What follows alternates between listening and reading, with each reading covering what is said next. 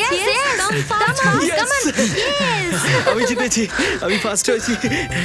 আরে হাবিয়ে ভাই, গেছি ভাই। চল অন্য কোনো খেলা খেলি।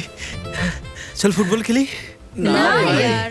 বসে কোনো খেলা খেলি। অন্তাক্ষরী? না।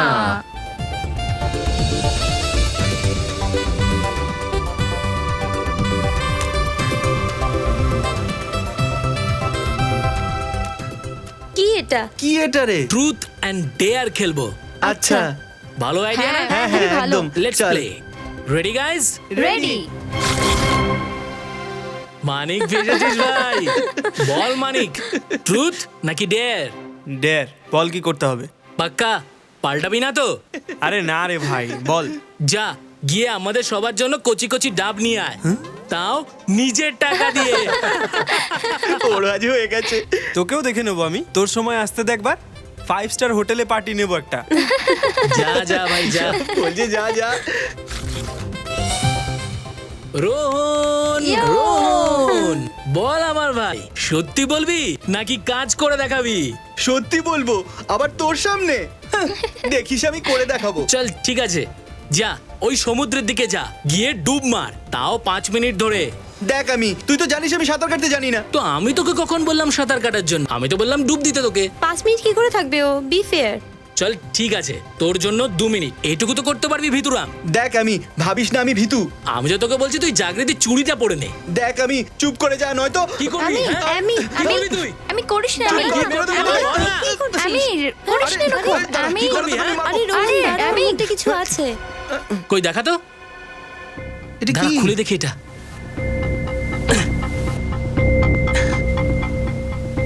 আরে দাঁড়া, এই ক্লিপ নে, এটা দিয়ে বের কর।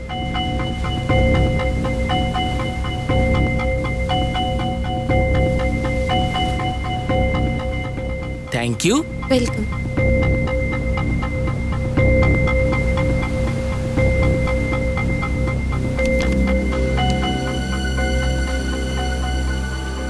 কি লেখা আছে এটা?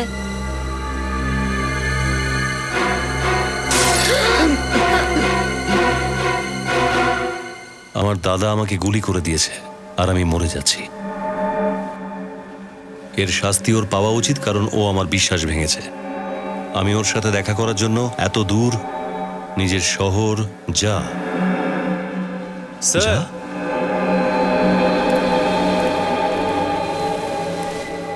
বটলটা পেলাম। এই বোতলে ছিল এই চিঠিটা। হ্যাঁ স্যার। আর তুমি এটা ভেঙে দিয়েছো? স্যার আসলে চিঠি পড়তে পড়তে হাত ফসকে পড়ে গেল, সরি স্যার। খুন তো হয়েছে, কবে হয়েছে, কখন হয়েছে, এটাই আমরা বুঝতে পারছি না। কিন্তু স্যার কার? শুধু একটা চিঠি আর এই ভাঙা বোতল থেকে কি করে জানা যাবে? স্যার শুধু এটুকুই লেখা আছে, ওর দাদা ওকে মেরেছে। ওর দাদা কে, কোথায় আছে ওর দাদা, এসব কিছুই লেখা নেই। আর লিখতে লিখতেও আটকে গেছে, তার মানে হতে পারে দম বন্ধ হয়ে গেছে। না না না না, পূর্বে শ্বাস আটকায়নি। না হলেও চিঠিটা বোতলে ঢুকিয়ে সমুদ্রে কিভাবে ফেলবে? নিশ্চয়ই অন্য কিছু হয়েছে, কিছু হঠাৎ করে। হয়তো খুনি ফেরত এসেছিল আর তাড়াতাড়ি করে চিঠিটা ইনকমপ্লিট রাখলো, বোতলে ঢোকালো আর সমুদ্রে ফেলে দিল। কিন্তু একটা ব্যাপারে আমি নিশ্চিত যে এই বোতল, ওই লোকটা, হ্যাঁ এই বোতলটা সমুদ্রের মাঝখানেই ছুঁড়ে ফেলা হয়েছিল, হয় কোনো নৌকো থেকে, না হলে জাহাজ থেকে। এই লোকটা কোথায় থাকতো সেটা লিখেছে না? আমি ওর সাথে দেখা করার জন্য আমার নিজের শহর যা থেকে এসেছি। যা দিয়ে কি হতে পারে? যে এ জামশেদপুর, স্যার জবলপুর, জম্বু। জয়পুর। যা দিয়ে জাপান। ফ্রেডি, এই কেসটার শেষ পর্যন্ত যেতেই হবে। হ্যাঁ স্যার, কিন্তু কিভাবে? না খুনিকে জানি, না ভিকটিমকে চিনি।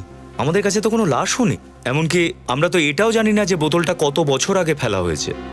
আমি মানছি রজত যে মামলাটা মুশকিল, কিন্তু একটু ভাবো, যেই লোকটি মরতে মরতে ন্যায়ের জন্য এত চেষ্টা করলো, দেরি হলেও ন্যায় তো ওকে পেতেই হবে।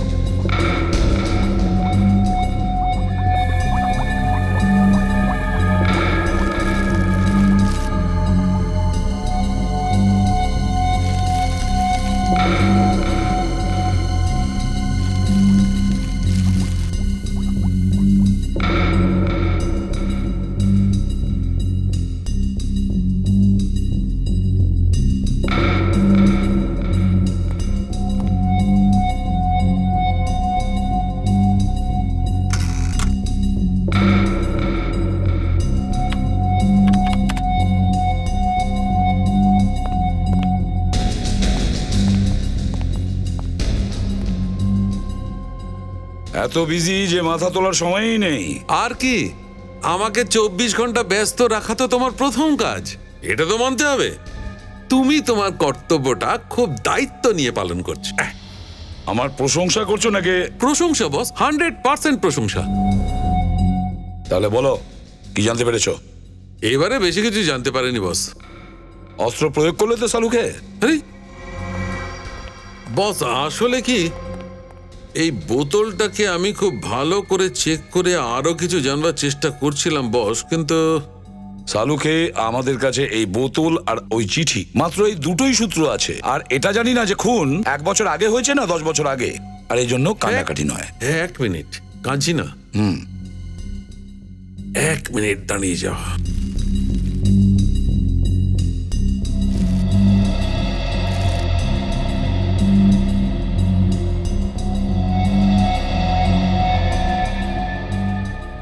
এই দেখো, স্যার এটা তো নুনের মতো মনে হচ্ছে। স্যার জানা যেতে পারে এতে কি ছিল?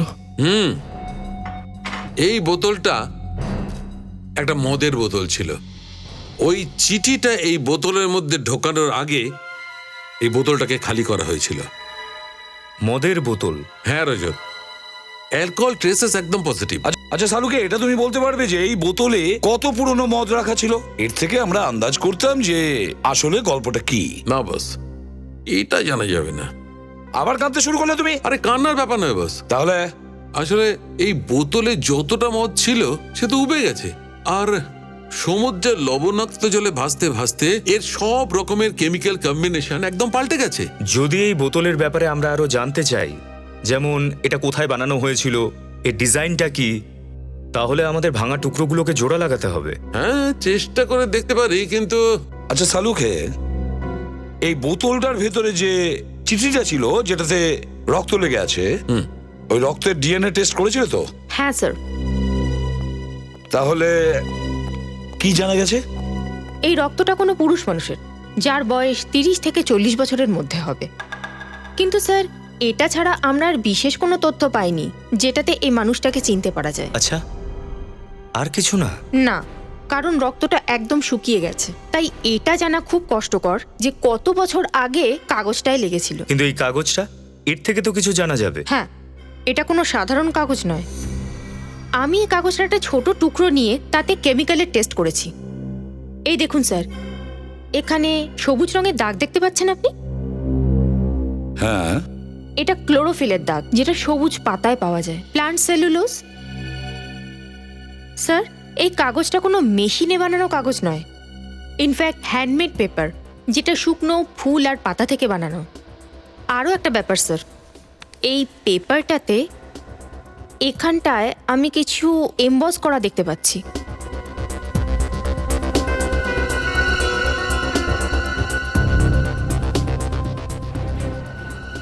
এই লোগোটা নিশ্চয়ই কোনো কোম্পানির লোগো,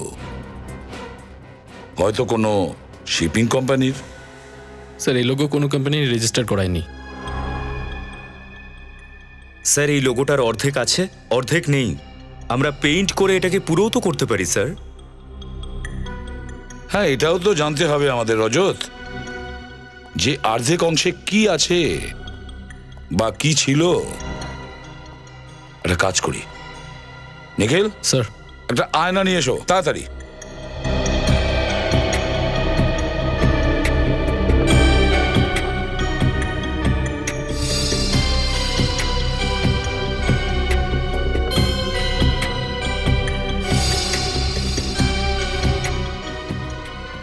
এই দেখো স্যার, রিফ্লেকশনে তো পুরো দেখা যাচ্ছে বি লেটার, ক্যাপিটাল বি। এর মানে হলো এই পেপারটা বিশেষ কারোর জন্য তৈরি হয়েছিল। এই হ্যান্ডমেড পেপার, যার জন্য এই পেপারটা তৈরি হয়েছিল তার নাম হয়তো বি দিয়ে শুরু হবে। কিন্তু স্যার, এই বি অক্ষরটার থেকে কি বুঝতে পারবো যার মৃত্যু হয়েছে তার কি নাম? সচিন, যদি আমরা জানতে পারি এই পেপারটা তৈরি করতে কোন কোন ফুলের পাতা এখানে ব্যবহার হয়েছে, তাহলে ওই লোকটাকে আমরা খুঁজে বের করতে পারবো। স্যার, ফুল পাতা সম্পর্কে তো একজন বটনিস্টই বলতে পারবে। বটনিস্ট? মিস্টার অভিজিৎ, আপনার এই ফরেন্সিক রিপোর্ট 100% কারেক্ট। এই পেপার বনস্পতির আলাদা আলাদা জিনিস দিয়ে তৈরি হয়েছে, যেমন ফুল, পাতা, ঘাস আর গাছের ডাল শুকিয়ে বানানো হয়েছে। স্যার এটা তো খুব কমপ্লিকেটেড রেসিপি। কোন জিনিসটার কতটা ভাগ আছে এটা কি করে জানতে পারবো? আপনারা যদি চান তো এই পেপারের সমস্ত ভাগ, সমস্ত কম্পোনেন্ট আমি আলাদা আলাদা করে দেখাতে পারি। আমার তো প্রথম জানা দরকার আপনারা আসলে কি জানতে চান। আমি তো শুধু এটাই জানতে চাই সরকারবাবু, যে লোকটি এই নোটটা লিখেছে সে কে ছিল এবং কোথায় থাকতো। সেটা আমি কি করে বলবো? ঠিক আছে, তাহলে আপনি এটুকু বলে দিন যে যে ফুল আর পাতা দিয়ে বানিয়েছে সেটা কোথায় পাওয়া যায়। স্যার এর জন্য আমার একটু সময় দরকার। আমাকে কিছু টেস্ট করতে হবে, আর টেস্টের পরে হয়তো এই নোটটা খারাপ হয়ে যেতে পারে। না, আপনি সেটার চিন্তা করবেন না, কারণ ফরেনসিক ইনভেস্টিগেশন হয়ে গেছে।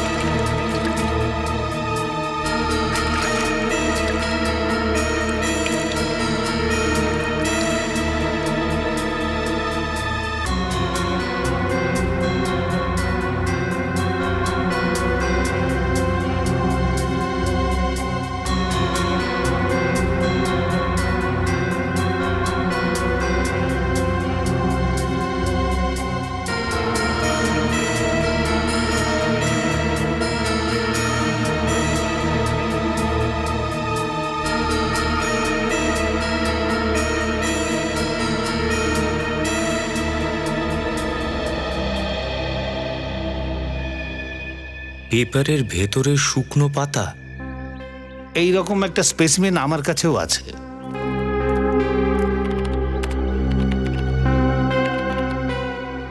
এই দেখুন।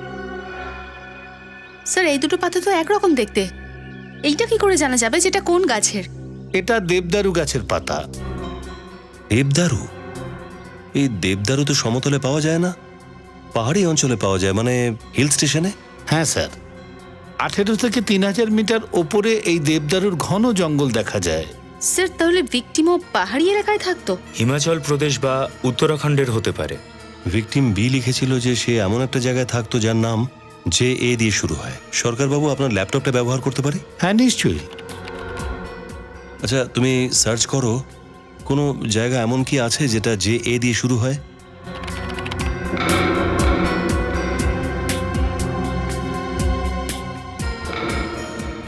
স্যার উত্তরাখণ্ডে তো এরকম কোনো জায়গা নেই। হিমাচল প্রদেশ দেখো।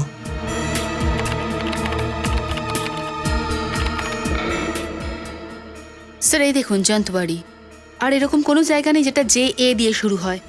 গুড, চলো কমসে কম এটা তো জানা গেল যে ভিকটিম বি হিমাচল প্রদেশের লোক, হয়তো জানতেওয়ারির। কার খুন হয়েছে স্যার? আমাদের জানতে পারি কেউ নাকি? হ্যাঁ, আমরা শুনেছিলাম যে ওই লোকটি জানতেওয়ারিরই লোক ছিল। কিন্তু সাহেব, এত বছরে আমাদের এই এলাকায় এরকম তো কিছু দেখতে পারিনি। হয়তো ওই লোকটি আগে এখানে থাকতো, পরে অন্য কোথাও চলে গিয়েছিল। আচ্ছা সাহেব, কিভাবে আপনাদেরকে সাহায্য করতে পারি বলুন? এই কাগজটা দেখে। এই কাগজটা? এই কাগজটা দেখে আপনাদেরকে কি বলতে পারি বলুন? দেখো, আমরা এটার অনুসন্ধান করছি যে এখানে এমন কোনো জায়গা আছে যেখানে হ্যান্ডমেড পেপার বানানো হয়। না স্যার, এরকম তো কোনো মিল নেই এখানে। আচ্ছা, ফুল আর দেবদারু গাছের পাতা শুকিয়ে কাগজ তৈরি হতো না? ওগুলো এখানে কোথাও বানানো হয়? মানে এমন কোনো লোক যে ওগুলো বানায়? এখন নেই, কিন্তু আগে ছিল। আগে ছিল? হ্যাঁ স্যার, কিছু বছর আগে দেবদারু গাছ কাটার জন্য সরকারি নিষেধাজ্ঞা ছিল, কিন্তু ওর আগে দেবদারু গাছের পাতা দিয়ে এরকম কাগজ একটা ওয়ার্কশপে তৈরি হতো। কে চালাতো এই ওয়ার্কশপ? মুঙ্গেরি লাল, ম্যাল রোড দিয়ে নিচে গিয়ে বাঁদিকে, কিন্তু এখনো ওখানে একটা প্রিন্টিং প্রেস চালাচ্ছে। মুঙ্গেরি লাল। এই পেপারটা দেখুন, এটা কি আপনারই ফ্যাক্টরিতে বানানো হয়েছে? হ্যাঁ, এই কাগজটা আমিই বানিয়েছি। আসলে পুরো রাইটিং প্যাডটাই আমি বানিয়েছি। কার জন্য বানিয়েছিলেন এটা? এক জমিদার বাবুর জন্য। কুমার বাবু, উনি অর্ডার দিয়েছিলেন। আসলে উনি আমাকে বলেছিলেন যে পরিবারের সমস্ত সদস্যের জন্য লেটার প্যাড বানাতে হবে, আর প্রত্যেকের নামের প্রথম অক্ষর এই লেটার প্যাডে ছাপানো থাকবে। আচ্ছা, ওনার পরিবারে এমন কে আছে যে যার নাম বি দিয়ে শুরু হয়? না স্যার, সেটা তো আমি জানি না। ওনার বাড়ি কোথায়? স্যার, আপনি যেখান থেকে আসলেন না, তার পেছনে যে টিলাটা আছে তার উপরেই ওনার বাড়ি। Thank you.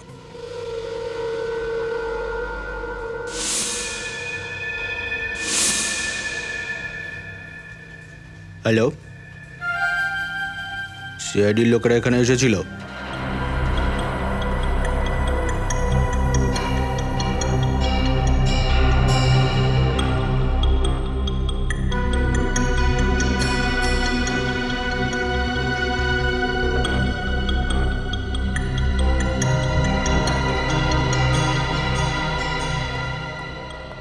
হ্যাঁ রজত, বটল কমপ্লিট? ইয়েস স্যার, হয়ে গেছে। Wonderful, very good. স্যার, এই বটলের একদিকে কোনো কোম্পানির লোগো আছে। হ্যাঁ, এটা কি? আর বটলের অন্যদিকে 50 এমবসড আছে।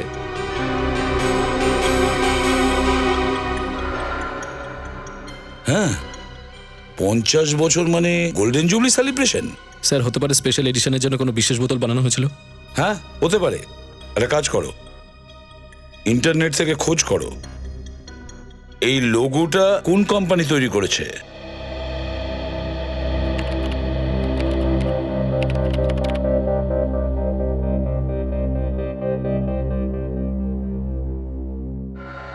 স্যার, এটা ব্রাজিলের কোনো কোম্পানি। আর মদটাও ব্রাজিলেরই মনে হচ্ছে। কিন্তু এই বোতল আর তার ভেতরের চিঠিটা পাওয়া গেছে ইন্ডিয়াতে। আর মৃত্যু হয়েছে কোনো ভারতীয়র। খোঁজ নিতে হবে এটা কোন ভারতীয় কোম্পানি যারা ব্রাজিল থেকে এই কোম্পানিতে এনে মদের বিজনেস করে, ইম্পোর্ট করে।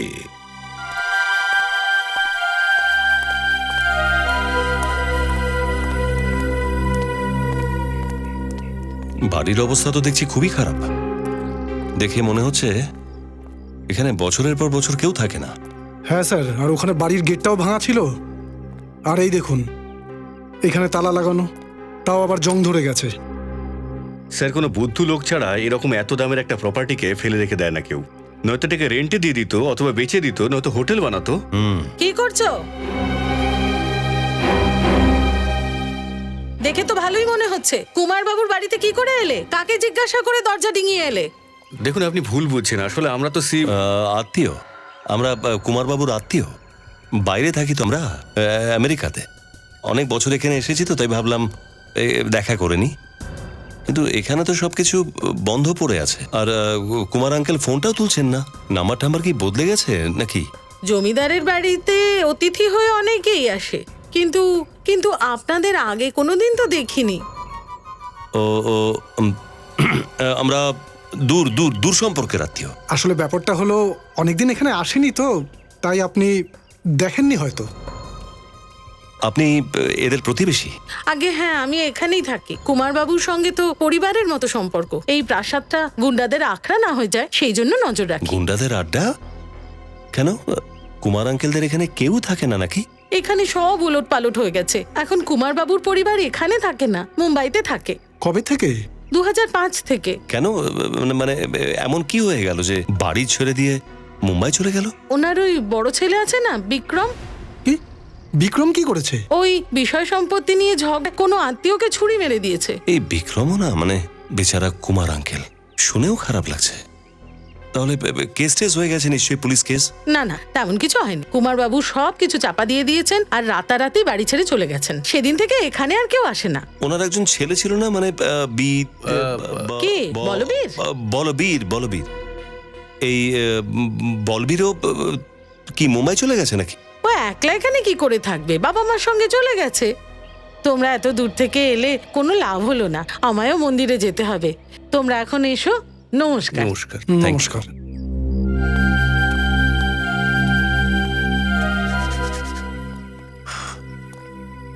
চলো, কমসে কম এটা তো জানা গেল যে মরার সময় যে চিঠিটা লিখেছিল তার নাম হলো বলবীর। স্যার, নামটা তো জানতে পারলাম, কিন্তু এটা কি করে জানবো যে ওকে গুলি কে মারলো? হতে পারে তার রহস্য এই পরিত্যক্ত বাড়ির মধ্যেই লুকিয়ে রয়েছে।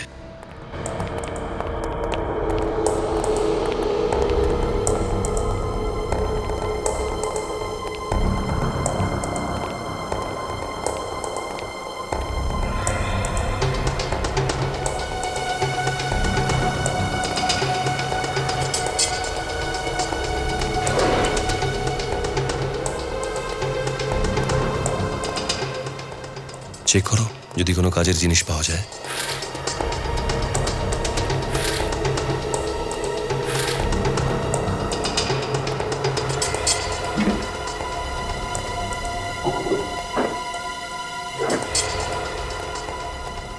কিচ্ছু পেলাম না স্যার। স্যার। হ্যাঁ শচীন,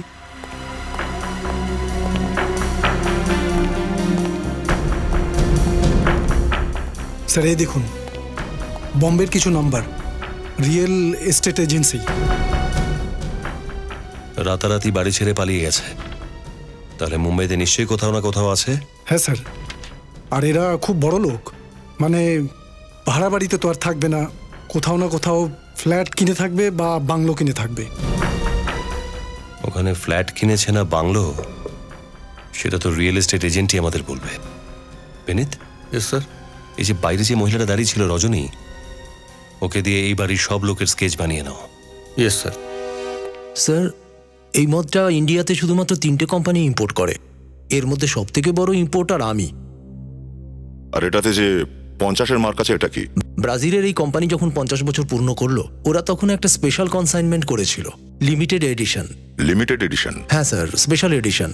তো এই লিমিটেড এডিশন মদের ইম্পোর্ট করবার কন্ট্রাক্ট কি এই 3টে ইম্পোর্টারই পেয়েছিল? নো স্যার, শুধু আমার কোম্পানি পেয়েছিল। অক্টোবর 2007-এর এটা স্পেশাল ব্যাচ ছিল। অক্টোবর 2007-এর লিমিটেড এডিশন। আমার মনে হয় এই বলবীরকে মার্ডার ওই সময়েই করা হয়েছিল। মিস্টার উত্তম, আমাদের মনে হয় যে বলবীরকে মার্ডারটা কোনো জাহাজে হয়েছিল। আর যেহেতু আপনি এই মদটা ইম্পোর্ট করেন, তো আপনি এটার এক্সপোর্টও করেন নিশ্চয়ই। 2007-এর রেকর্ড চেক করে আমাদের বলতে পারবেন কি যে আপনি 2007-এ এই মদ কাকে কাকে সাপ্লাই দিয়েছিলেন? হ্যাঁ স্যার, আমি এক্ষুনি বলছি। প্লিজ।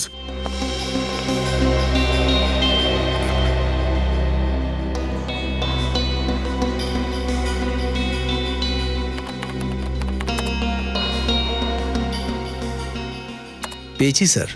অক্টোবর 2007-এ এই মদ 2টো ক্রুজ শিপে সাপ্লাই করা হয়েছিল, একটা জেডিও আর একটা ডিএল ক্রুজ লাইফ। জেডিওতে এই কনসাইনমেন্টটা সময় মতো পৌঁছয়নি স্যার, এই জন্য কনসাইনমেন্ট না নিয়েই ওটা রওনা হয়ে গেছিল। অন্য শিপে অক্টোবর 2007-এ এই মদটা ডিএল ক্রুজ শিপে 60 বটলের কনসাইনমেন্ট গিয়েছিল। Thank you Uttam Babu, thanks a lot. Okay, by. চলি। আরে নয়ন সুখ, আরে তাড়াতাড়ি কর, তুই আমার অ্যাসিস্ট্যান্ট হয়েও আজ অব্দি কোনো সুখ দিসনি, তাড়াতাড়ি কর। এভাবে কেন বলছেন স্যার? এখনো তো সিআইডি এলো না। আমার তো হাত পা সব ঠান্ডা হয়ে গেল। আপনার সাথে সাথে আমাকে ওনার ভেতরে ঢুকিয়ে দেয়। আরে মুখ বন্ধ রাখ, মুখ বন্ধ রাখ, খোঁজ তাড়াতাড়ি। প্রতাপ। হ্যাঁ স্যার। সিআইডি স্যার, আমি তো ওনাকে খালি বাড়ি দিয়েছিলাম, আর আমি কিছু জানি না স্যার। না, ভয় পাওয়ার কিছু নেই। আপনি যদি কুমার পরিবারের সম্পর্কে কিছু আলাদা জানেন বলুন। হ্যাঁ স্যার, কয়েকটা কথা তো আছে। এই পার্টি ছাড়া আজ অব্দি কেউ ফুল পেমেন্ট দিয়ে প্রপার্টি কেনেনি। পুরো পেমেন্ট ক্যাশে? হ্যাঁ ম্যাডাম, খুব বড় লোক, কিন্তু টাকার জন্য ঝগড়া করতো, ওই জন্য কেউ সঙ্গে থাকতে চাইতো না। আমাকে বললো যে 3টে বাড়ি নেবে, তাও আবার ক্যাশ পেমেন্ট, ব্ল্যাক মানি। ভাবুন ওর কাছে তাহলে কত হোয়াইট মানি আছে। 3টে বাড়ি বিক্রি করেছেন আপনি, আর তাও ব্ল্যাক মানিতে? সরি স্যার, কিন্তু আমি কি করব, কিছু পার্টি তো এরকমই হয় স্যার। এটা কত বছর পুরনো কথা?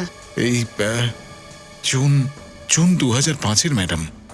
জুন 2005, মানে 13 বছরের পুরনো। হ্যাঁ ম্যাডাম। তাও এরকম স্পেশাল ক্লায়েন্টের চেহারা তো নিশ্চয়ই মনে থাকবে। হ্যাঁ ম্যাডাম, মনে আছে তো। স্যার, ফাইলটা পেয়ে গেছি। এই দেখুন, এই দেখুন, এই যে ওনার পাসপোর্ট সাইজ ফটো আছে, আর ওনার সিগনেচারও আছে পেপারে। এর মানে আমরা সঠিক রাস্তাতেই আছি। আচ্ছা, আপনি বললেন যে 3টে বাড়ি বিক্রি করেছেন। হ্যাঁ স্যার। স্যার, একটা তো ওনার বাবা নিয়েছিলেন মিস্টার কুমার, আর দ্বিতীয়টা ওনার বড় ছেলে মিস্টার বিক্রম, আর তৃতীয়টা ওনার মেজলে অভিমন্যু নিয়েছে। আর ওনার সব থেকে ছোট ছেলে বলবীর, ও কোনো বাড়ি কেনেনি? হ্যাঁ না স্যার, ওর কাছে পয়সা ছিল না, এই জন্য ও বাড়ি নেয়নি, ওর বাবার সঙ্গেই থাকে। Thank you. স্যার বলবীরের কাছে অতটা টাকা ছিল না যে ও কোনো বাড়ি কিনতে পারে বা ভাড়া নিতে পারে। তাহলে ওকে মেরে ওর দাদাদের কি লাভ হতে পারে? এর উত্তর তো ওই দুই ভাই দিতে পারবে পুরবী। কিন্তু স্যার জিজ্ঞেস করবো কিভাবে? 13 বছর হয়ে গেছে বিষয়টার, না জানি কোথায় আছে। ওনারা মুম্বাই মহানগরীতে বাড়ি কিনেছিলেন, আর একবার যে মুম্বাইয়ে থেকে যায় সে অন্য কোথাও সহজে যায় না। এই অ্যাড্রেসে গিয়ে দেখি, হয়তো সে আজও এই শহরেই আছে। ডিএল ক্রুজ লাইনার আমাদের কোম্পানির ক্রুজ লাইনার ছিল। ছিল? হ্যাঁ স্যার, জাহাজটা পুরনো হয়ে গিয়েছিল, এই জন্য 2009 সালে শিপ ব্রেকিং এর জন্য তাকে ইয়ার্ডে পাঠিয়ে দেওয়া হয়েছিল। আর আপনারা যে ব্যাপারের জন্য জানতে চাইছেন সেটা 3 অক্টোবর 2007 হয়েছিল। স্যার আপনি বিশ্বাস করুন, ওই শিপের মধ্যে কোনো মার্ডার হয়নি। আপনি আমাদেরকে বিশ্বাস করুন, আপনার ওই শিপে একটা লোককে মার্ডার করা হয়েছিল। আমি এখানে 9 বছর ধরে কাজ করছি, আর আমার জাহাজে কেউ খুন হয়ে গেল আর আমি জানতে পারলাম না, এটা হতে পারে না। 3 অক্টোবর 2007 ওই জাহাজে যতগুলো স্টাফ ছিল তাদের নাম মনে আছে তো আপনার? ডাকুন দেখে ওদের, কুইক। আগে স্যার। সুরেশ, তুমি আর রাহুল আমার কেবিনে এসো। প্যাসেঞ্জারের লিস্টও চাই আমাদের। আগে স্যার।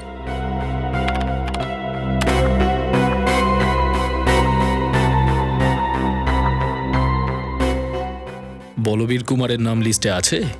হ্যাঁ স্যার, কিন্তু সেটা... হ্যাঁ স্যার। স্যার এ হলো রাহুল আর ও সুরেশ। 3 অক্টোবর 2007-এ ডিএল ক্রুজে এরা দুজনেই ছিল। ইয়ে স্যার, ওই জাহাজে সফরকালীন সময় আমরা ওটাতেই ছিলাম, কিন্তু কি প্রবলেম হয়েছে স্যার? প্রবলেমটা কি সেটা আমি বলবো আপনাদের। ওই জাহাজটাতে বলবীর বলে একটা লোককে খুন করা হয়েছিল। খুন? কিন্তু আমরা তো ওখানে কোনো লাশ পাইনি স্যার। ধরে নিলাম আপনারা কোনো লাশ পাননি, কিন্তু একটা কথা তো পরিষ্কার যে আপনার শিপ থেকে একজন প্যাসেঞ্জার গায়েব হয়েছিল।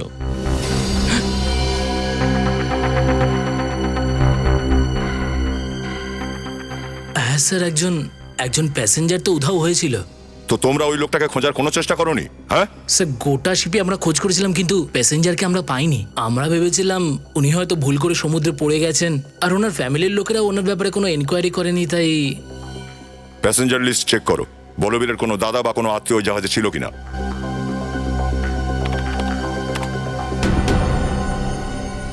না স্যার, উনি একলা ছিলেন। তার মানে এটাই দাঁড়াচ্ছে যে বলবীরের দাদা নকল নাম নিয়ে আর ফলস আইডেন্টিটি নিয়ে সফর করছিল। আমাকে এখানে ডাকবার উদ্দেশ্য কি? এখানে হচ্ছেটা কি?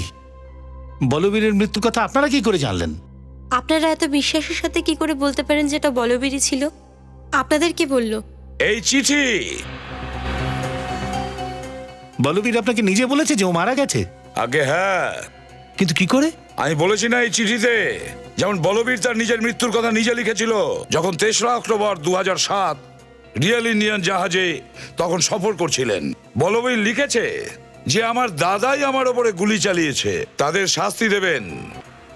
আমার বিশ্বাস ভেঙেছে, ওদের দেখা পাওয়ার জন্য আমি এখানে অনেক দূর নিজের শহর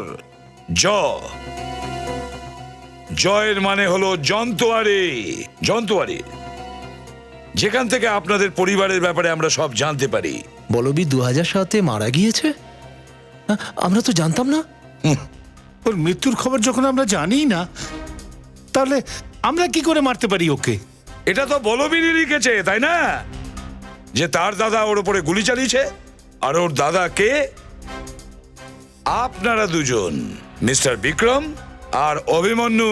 ডাইং ডিক্লারেশন, একটা মরণাপন্ন ব্যক্তির শেষ বয়ান, আইনের চোখে গুরুত্বপূর্ণ। স্যার, ও আমাকে কেন দোষী করলো যখন 3 অক্টোবর 2007-এ রিয়েল ইন্ডিয়া শিপে আমি ছিলামই না? আপনি চাইলে প্যাসেঞ্জার লিস্টটাকে চেক করতে পারেন।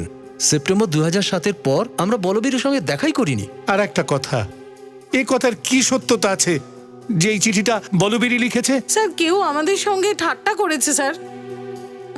আমি মানছি যে এনার বলবীরের সঙ্গে খুব একটা বনে না, কিন্তু তার মানে তো এই নয় যে আমার স্বামী আর দেওর এত নিচে নামতে পারেন। তাহলে এত বছর পরে আপনারা এটা জানতে কেন চান যে বলবীর কোথায়? ওদের তো ভাই ছিল না? স্যার বলবীরের সাথে আমাদের টাকা পয়সা আর ওই প্রাসাদটাকে নিয়ে ঝামেলা চলছিল। এটা নিয়ে ও আমাদের উপর রেগেছিল। আর বাবা মা মারা যাবার পর তো ও আমাদের সঙ্গে কোনো সম্পর্কই রাখতে চায়নি। একটা কথা আপনারা মন দিয়ে শুনুন, যতক্ষণ না আমাদের এই তদন্ত শেষ হচ্ছে আপনাদের মধ্যে কেউ এই শহর ছেড়ে বাইরে যাবেন না, বুঝেছেন? যেতে পারেন আপনারা।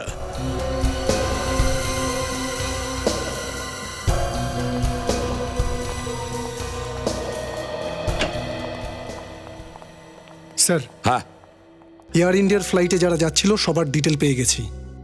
বাকি সবার ব্যাপারটা তো জেনে গেছি, কিন্তু প্রত্যুষা নামের একটা মেয়ে আছে যে অন্য নামে ট্রাভেল করছিল। আর তাছাড়া যে অ্যাড্রেসটাও দিয়েছিল সেটাও ভুল।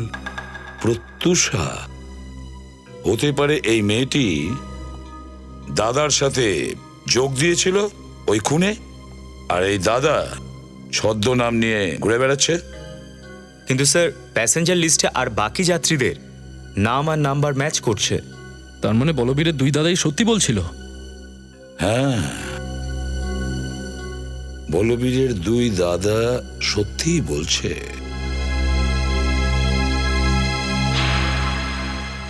আচ্ছা, কি হলো স্যার? রজত, বলবীরের দাদা বিক্রম আর অভিমন্যু আমাদের বলেছে যে সেপ্টেম্বর 2007-এর পরে ওরা দুজনে বলবীরকে দেখেইনি, আর বলবীরের মৃত্যু হয়েছে অক্টোবরের 2007-এ। তার মানে হলো এক মাসে, মানে সেপ্টেম্বর থেকে অক্টোবরের মাঝখানে জন্তুয়ারিতেই ছিল। জন্তুয়ারিতে। কিন্তু স্যার জন্তুয়ারির বাড়িতে যে ভদ্রমহিলা ছিলেন তিনি তো বলেছিলেন যে বলবীর এখানে কখনো আসেইনি। তাহলে কি ওই ভদ্রমহিলা মিথ্যে বলছেন? হতে পারে বলবীর জন্তুয়ারিতে যায়নি, জন্তুয়ারি না গিয়ে হয়তো কোনো অন্য জায়গায় ছিল। কিন্তু স্যার ও এমন কেন করবে? কারণ বলবীর জন্তুয়ারির ওই বাড়িটা নিজের নামে করতে চেয়েছিল, আর এই কথা দাদাদের কাছে গোপন রাখতে চেয়েছিল। কিন্তু স্যার এই বলবীর জন্তুবাড়িতে কোথায় ছিল? সেটা তো আমরা খুঁজে বের করবই সচিন, খুঁজে আমরা বের করবই। কিন্তু তার আগে আমাদের এটা জানতে হবে এই বলবীর জন্তুয়ারিতে কোন উকিলের সঙ্গে দেখা করেছিল।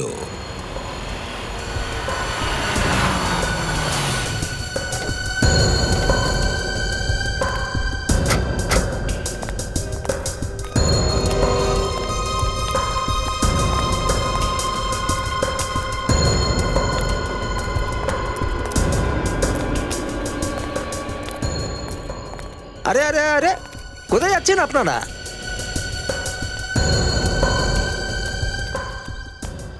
কোথায় যাচ্ছেন আপনারা? ওই সঞ্জীব বাবুর সঙ্গে দেখা করব। আপনারা কারা? সিআইডি মুম্বাই। সিআইডি?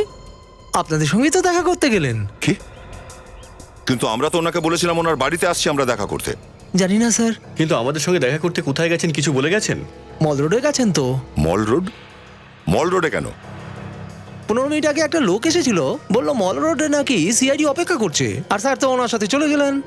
একটা বুদ্ধিমান মানুষ অন্যের কথা কি করে এভাবে বিশ্বাস করে? তুমি কি ওই লোকটাকে আগে কখনো দেখেছো? আসলে স্যার ওকে আমি এখানে অনেকবার দেখেছি। কেমন দেখতে, কেমন ছিল লোক? স্যার একটু কালো মতো, 5-5.5 মতো লম্বা হবে। আর নানা রঙের টুপি পরে এসেছিল, আর মুখে পান চিবোচ্ছিল।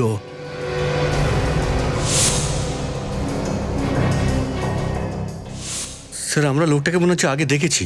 এটা সেই, ওনারা কিভাবে গেলেন? ওই যে লোকটা এসেছিল না, ওনারই গাড়িতে চলে গেলেন। কোন গাড়ি, কি রঙের গাড়ি? সাদা রঙের গাড়ি ছিল স্যার।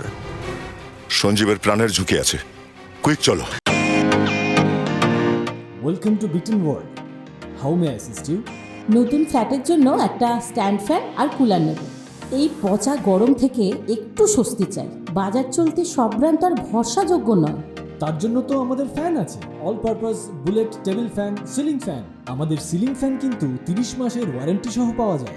আছে ফারাটা 2 বছরের ওয়ারেন্টি, 17 থেকে 20 মিটার এয়ার ফ্লো। মধ্যবিত্তের সাধ্যের মধ্যে একমাত্র ভরসাযোগ্য ব্র্যান্ড বিটন। আমাদের কুলারের কিন্তু অনেক range, 45 litres, 50 litres, 70 litres, 90 litres, 110 litres. Honeycomb সহযোগে বিটনের সব কুলারের ওয়ারেন্টি 1 বছর। চেনা হাওয়ায় অচেনা অনুভূতির জন্য একমাত্র আদর্শ বিটন। গরমে স্বস্তি পেতে বিটনের ফ্যান হোক বা কুলার, আজই আনুন বাড়িতে। Vuitton, digitally yours. রং বেরঙের টুপি পরেছিল, ওই যে সিমলার লোকেরা যেমন পরে ওই রকম। সাদা ভ্যান দেখেছেন? দেখেননি?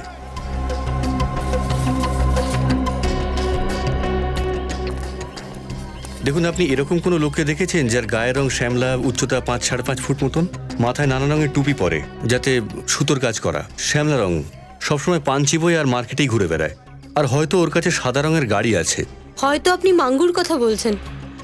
মাঙ্গু?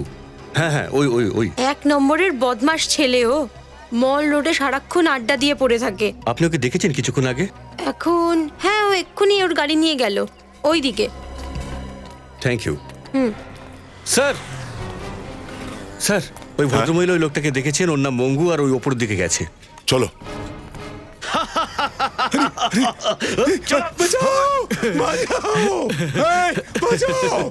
এবার তুই কাঁদবি আর আমি হাসবো।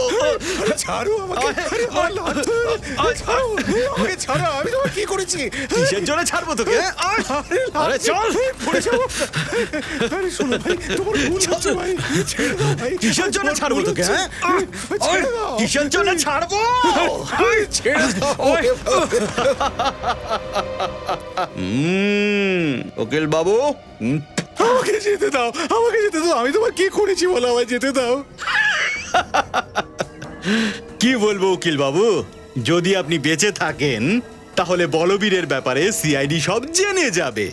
এখন বলবীরের ঘটনা লুকানোর জন্য আমি মোটা টাকা নিয়েছিলাম। আরে কি বলবো উকিল বাবু, আপনার তো মুখটা বন্ধই হয় না উকিল বাবু, আপনাকে তো মরতেই হবে, বুঝলেন?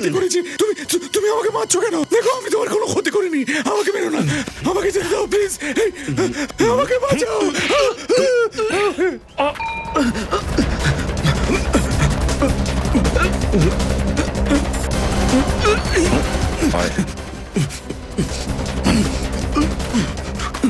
অনেক ঝামেলা পাকিয়েছিস মঙ্গু, তোর জায়গা এই পৃথিবীতে আর নেই, বুঝেছিস?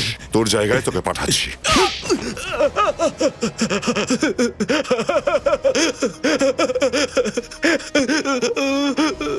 যা কিছু বলবি সত্যি বলবি, না হলে। না না না না সাহেব, আমি তো শুধু ইনফরমেশনটা দিয়ে আর টাকা পেয়ে যাই সাহেব। কমিশনারের ছেলে বলবীরের ব্যাপারে যদি কেউ জিজ্ঞেস করে সাহেব, আমি শুধু একটা ফোন করে দিই তাকে। কাকে বলতে সেই কথা? একজন মহিলা আছে, কিন্তু আমি তাকে দেখিনি সাহেব। মহিলা? শোনো সঞ্জীব। হ্যাঁ স্যার। তোমার কথা মতো বলবীরের ঝগড়া ওর ভাইদের সঙ্গে ছিল। হ্যাঁ স্যার, পারিবারিক বাড়ি নিয়ে ভাইদের মধ্যে খুব ঝগড়া হচ্ছিল। তাহলে বলবীর আপনার কাছে আসলো কেন? বলবীরের বাবা মা মারা যাবার পর ওর ভাইদের না বলে মুম্বাই চলে যায় পারিবারিক সম্পত্তির উপর নিজের দখল নিতে। ও জানতো ওর ভাইরা ওকে সহজে মেনে নেবে না, আর ওর পেপারকে কোর্টে চ্যালেঞ্জ করবে। কিন্তু এই মহিলাটি কে, বলবীর কখনো বলেছিল? না স্যার। স্যার, বলবীর হঠাৎ এখান থেকে পালিয়ে মুম্বাই কেন চলে গেল? হ্যাঁ, ও যদি বাড়ির ভাগ নিতেই আসে তাহলে এখান থেকে পালালো কেন? ও হ্যাঁ স্যার, ওইদিন যাওয়ার আগে। সরি, আমার আসতে একটু দেরি হয়ে গেল।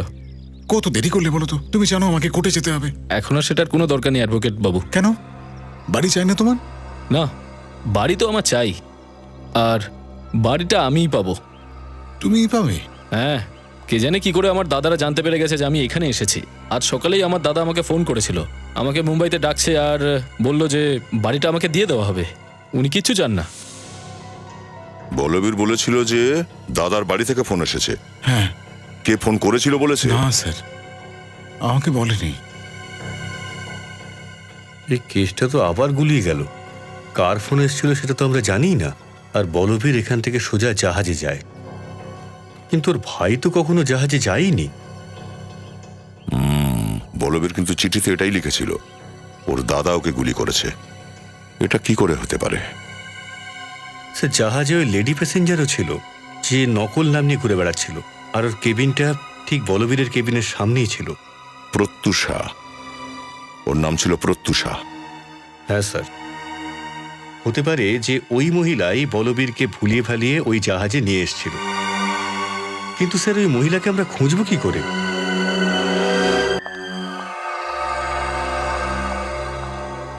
হ্যাঁ বলুন। হ্যালো ম্যাডাম, আমি ডিএল ক্রুজের ম্যানেজার। সরি এত রাত্রে আপনাকে ডিস্টার্ব করলাম। It's okay. আমি একটা জরুরি খবর নিয়ে এসেছি। খবর? কিরকম খবর? আমাদের জাহাজ ডিএল ক্রুজে মিস প্রত্যুষা 3 অক্টোবর 2007 ট্রাভেল করেছিলেন এক্সিকিউটিভ ক্লাসে। সেখানকার একটা লাকি ড্রতে উনি ফ্রি গিফট কুপন পেয়েছিলেন আমাদের নতুন ক্রুজে ইউরোপের জন্য। তো আমি কি মিস প্রত্যুষাকে ফ্রি গিফট কুপনটা হাতে হাতে দিতে পারি? প্রত্যুষা? কে প্রত্যুষা? আমাদের বাড়িতে এই নামের কোনো মেয়ে থাকে না। আপনি নিশ্চয়ই ভুল ঠিকানায় এসেছেন। মিস প্রত্যুষা 91 পকেটে সাতারা কলোনি 7 বাংলোজ আন্ধ্রি ওয়েস্ট মুম্বাই। একদম ঠিক অ্যাড্রেসে এসেছি স্যার। কিন্তু আপনারা শোনেননি, এখানে প্রত্যুষা নামের কেউ থাকে না। আর তাছাড়া এ আবার কেমন শিপিং কোম্পানি যে নিজের ম্যানেজারকে এত রাতে কারুর বাড়িতে পাঠায় ফ্রি গিফট কুপন দেওয়ার জন্য? যান, বেরোন এখান থেকে। মায়া, দেখুন, আপনাদের কোথাও একটা ভুল হচ্ছে। অ্যাড্রেস ঠিকই আছে, কিন্তু 3 অক্টোবর 2007-এ আমাদের ঘর থেকে ডিএল ক্রুজে কেউ যায়নি। আর এই প্রত্যুষা নামটা কিন্তু আমরা প্রথমবার শুনছি। তাহলে কি আমরা মিথ্যে বলছি? আমরা পাওয়াই থেকে এতটা দূরে আপনাকে ফ্রি টিপ দিতে এসেছি। আমাদের কাছে ইনফরমেশন একদম সত্যি। আমাদের কাছে সমস্ত প্যাসেঞ্জারদের লিস্ট আছে, এই দেখুন। আরে আপনারা তো সেই থেকে আমাদের পিছনেই পড়ে গেছেন। বললাম তো এই নামে কোনো মেয়ে আমাদের বাড়িতে নেই। আর আমাদের কোনো গিফট টিপ চাই না, প্লিজ চলে যান এখান থেকে। আপনারা এবার এখান থেকে যাবেন না পুলিশকে ডাকবো? এই পুলিশকে ডাকার হুমকি কাকে দিচ্ছেন আপনি? পুলিশকে তো এবার আমরা ডাকবো। কি? এই ষড়যন্ত্র আপনারা করেছেন। ভুল নাম আর নিজেদের আইডেন্টিটি জমা করে আপনারাই আইন ভেঙেছেন। কি? আমরা আইন ভেঙেছি? আমরা মিথ্যে পেপার জমা দিয়েছি? কি করে প্রমাণ করবেন আপনারা? কি প্রমাণ আছে আপনাদের কাছে? ফটোগ্রাফস আছে। কিসের ছবি? সেই ফটো যেটা গালা নাইটে শিপের মধ্যেই নেওয়া হয়েছিল। শিপের ক্যাপ্টেন সমস্ত প্যাসেঞ্জারদের নিজের স্মৃতির জন্য আলাদা আলাদা ছবি তুলেছিলেন। আরে বন্ধ করুন এইসব বকবক। না আমি এখানকার অ্যাড্রেস দিয়েছি, আর না শিপে ওরকম কোনো গালা নাইট হয়েছে যেখানে আমার ছবি তোলা হয়েছে। হ্যাঁ, কোথা থেকে দেখাবেন আপনি ছবি? হ্যাঁ,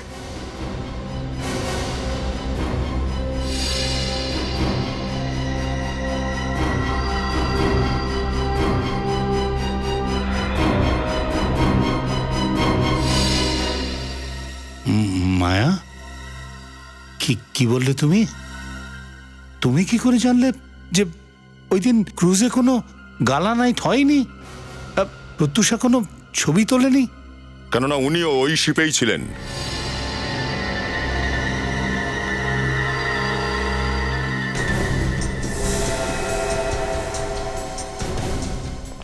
ঠিক কিনা মায়া? নাকি প্রত্যুষা বলবো? হ্যাঁ, কেন কেন মেরেছো বলবীরকে?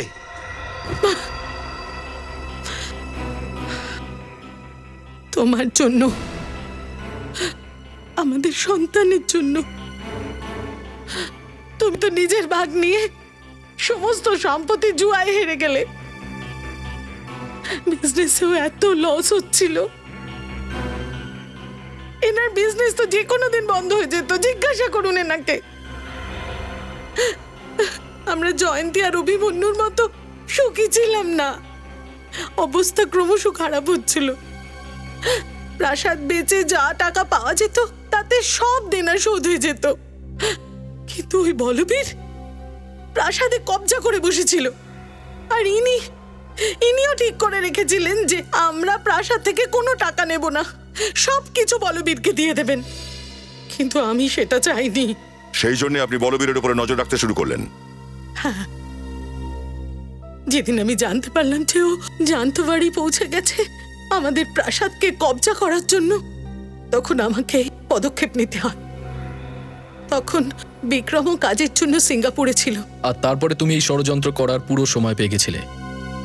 হ্যাঁ, আমি সুযোগের সদ্ব্যবহার করি, ওকে ফোন করি আর ওকে বলি যে ওর দাদা ওকে এনওসি দিতে রাজি।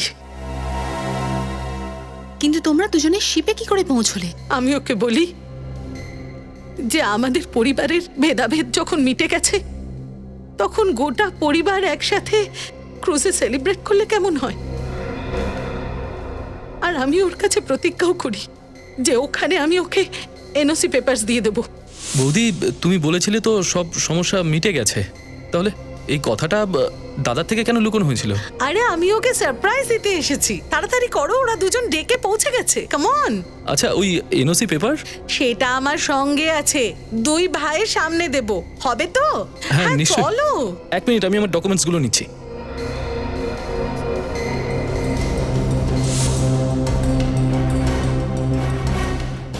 আরে, এটা তুমি কি করছো বৌদি? বলবীর বোকা ছিল না তো। ও জানতো শুধু বিক্রমের এনওসিতে কিছু হবে না, সেই জন্য আমি অভিমন্যুর নামটাও জড়িয়েছিলাম। এনওসি আর নিজের দাদার সঙ্গে দেখা করার খুশিতে বলবীর তোমার ফাঁদে পা দিল, আর তুমি ওকে শেষ করে দিলে। কিন্তু বলবীর তো চিঠিতে লিখেছিল যে ওকে ওর দাদা মেরেছে। গুলি করার সময় আমি ওকে বলেছিলাম যে ওর দাদারা ওকে ঘেন্না করে, ও আমাদের রাস্তার কাঁটা, আমরা চাই না ও বেঁচে থাকুক।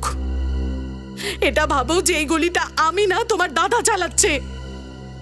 আর এ কথা শুনে বলবীর ভেঙে পড়ল, এ শোক সহ্য করতে পারেনি, আর চিঠিতে এটাই লিখে দিল যে ওর দাদাই ওকে গুলি করেছে। বলবীর মারা গেছে তো 5 বছর হয়ে গেছে, এখনো বাড়িটা তুমি নিজের নামে করোনি কেন?